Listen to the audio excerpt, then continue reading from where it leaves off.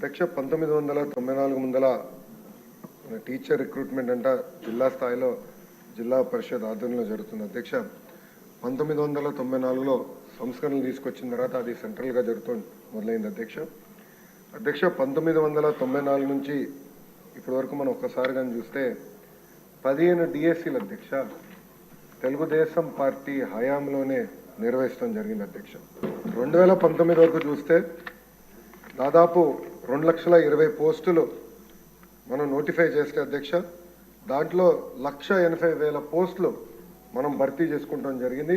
ఇదొక చరిత్ర అధ్యక్ష. గత ప్రభుత్వంలో ఎన్ని పోస్టులు భర్తీ చేశారని అడిగారు అధ్యక్ష.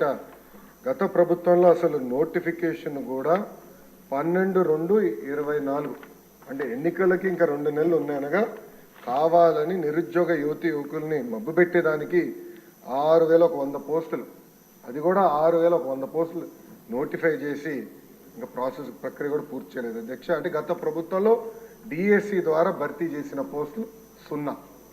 అందుకే అధ్యక్ష తెలుగుదేశం, జనసేన, భారతీయ జనతా పార్టీ కలిసికట్టుగా మొన్న ఎన్నికలు గెలిచిన వెంటనే తొలి సంతకం మెగా డిఎస్సి పైన గౌరవ ముఖ్యమంత్రి వర్యులు చంద్రబాబు నాయుడు గారు సంతకం పెడతాం జరిగింది. అధ్యక్ష ప్రధానంగా నేను ఇక్కడ చెప్పదలుచుకుంది ఏంటంటే 1994 నుంచి డిఎస్సి పైన పడిన కేసులని వివరాలు మేము తెప్పించుకుని ఎందుకు పడింది, దానివల్ల ఎందుకు డిఎస్సి లేట్ అయింది, అది జరగకుండా పకడ్బందీగా జియో ఇవ్వాలి, నోటిఫికేషన్ ఇవ్వాలనే లక్ష్యంతో మేము పనిచేస్తాం.